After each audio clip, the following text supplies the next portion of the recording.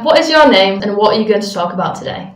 My name is Mike Horn and I'm here to talk about my dyslexia. Could you please give us a Dyslexia 101?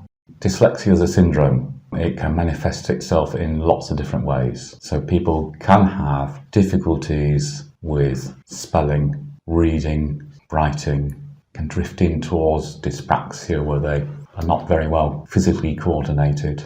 But also, sometimes dyslexics have, if you like, superpowers, as we call them. Do you want to go into more detail about what dyslexia means to you personally? Personally, I can think in 4 dimensions, which is great. So I hate sort of a linear PowerPoint of this. I can think, I can go off at a tangent and I can think also in time. So I study geology, so I'm thinking about rocks and fossils that I can find, say at Bridlington. I can think where they are now and also how they sit in time. I've tried teaching geology to people who think in a linear way. Very clever people, medical doctors, for instance, and they just don't get it.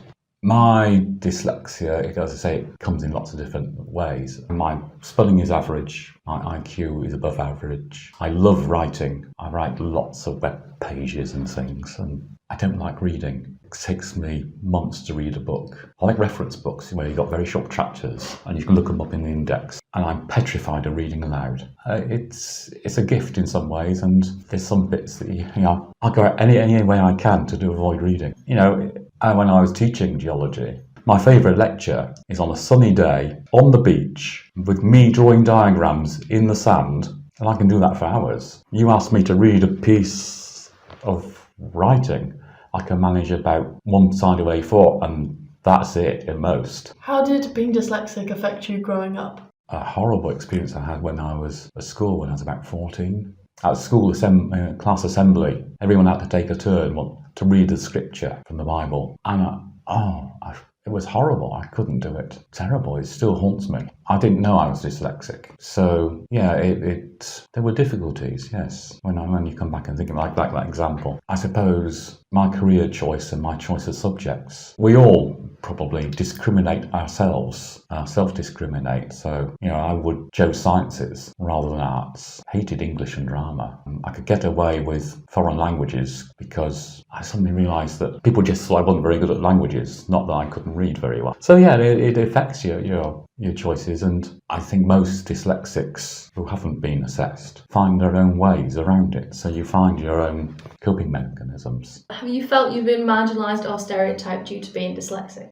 Partially it's self-discrimination, that I wouldn't voluntarily go and join a drama group. And yeah, to some extent, it can affect the way you behave and so on. You handed me a piece of paper. I said, read this and sign it. And I'm thinking, no, I can't do that. But people don't understand that necessarily.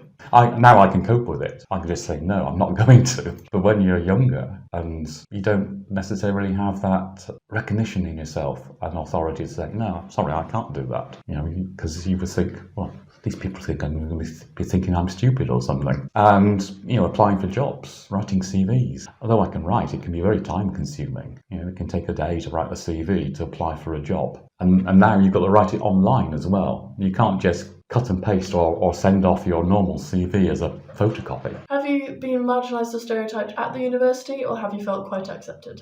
In my department, there was a bully who picked on disabled people. It was quite horrible that, this person was picking on myself and other people who were disabled and largely got away with it for a long time. And it was a bit horrible, to be constantly micromanaged and made to feel that you were not a good employee and, you weren't performing, whereas I felt I was doing a good job.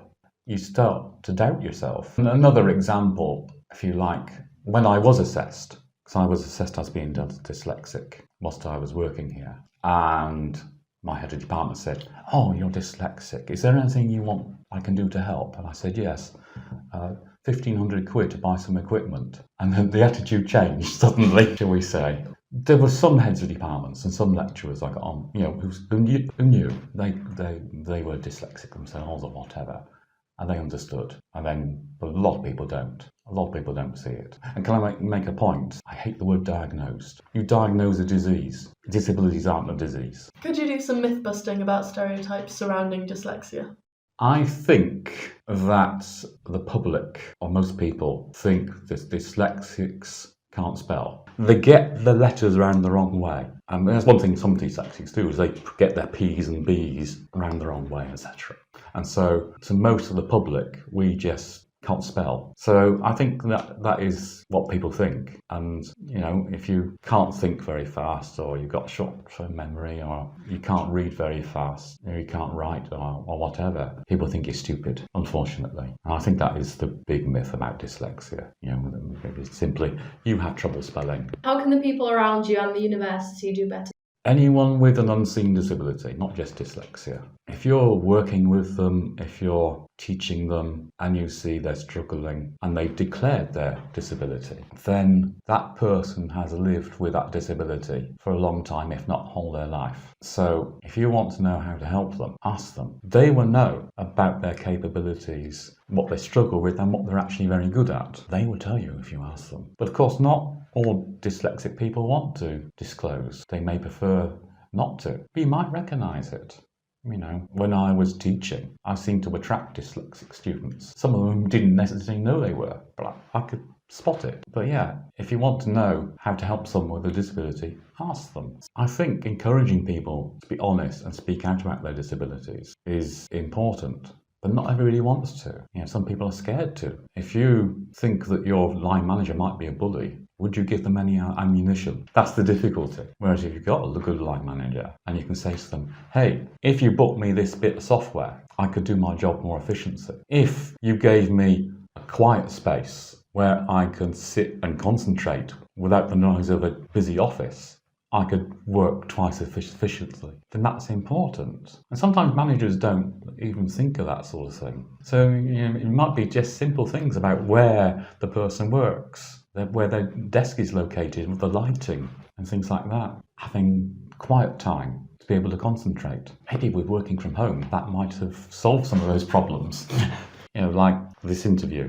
You sent me the questions in advance. That's great. So it's about reasonable adjustment. So you want to make a reasonable adjustment. How can you make a reasonable adjustment if you haven't asked the person what they would like? If a reasonable adjustment is saying, right, here's the questions I'm going to ask you at this interview 2 days' time, it helps that dyslexic person prepare. Or, that would be an example that would help me. If I thought that one of my students when I was teaching was dyslexic, if they declared it, then I'd have a chat with them and say, how can I help you? When I was mentoring dyslexic students, the one thing I tried to get through to them was that the university and your lecturers want you to pass. They don't want to fail you, but you're not a school anymore. If you want help, you've got to go and ask for it. So I remember a student doing American literature who got given a reading list of about 20 books to get through in a semester, and he couldn't cope with that and was beginning to panic. And I just said, right, go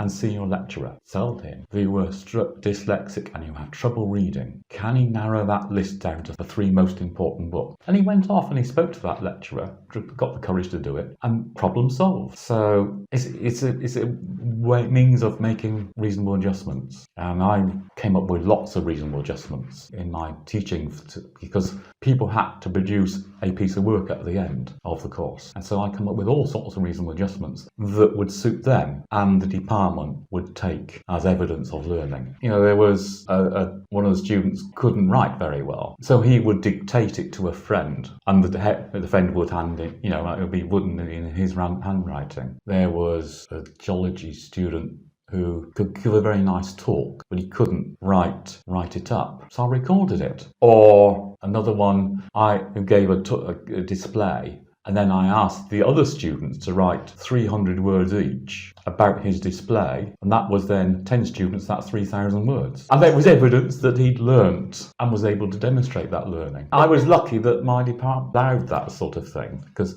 there's lots of possibilities out there to demonstrate your learning rather than having to sit in a 3-hour exam. How do you feel the media represents dyslexic people? I don't think we are represented.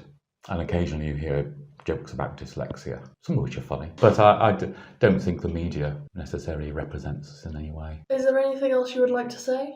I think the important thing I want to say is that dyslexia is an unseen disability. It's not visible, and there are other disabilities which aren't visible. So you don't know, as a person, whether the person you're speaking to has that disability. So always be aware that other people might have a disability and be sensitive to their needs if you see that they aren't understanding you or whatever. And secondly, the important thing to stress, especially in an educational environment, is the person with a disability knows their capabilities, how to cope with it. Ask them, how can I help you? Is there anything I do which could really annoy you and upset you?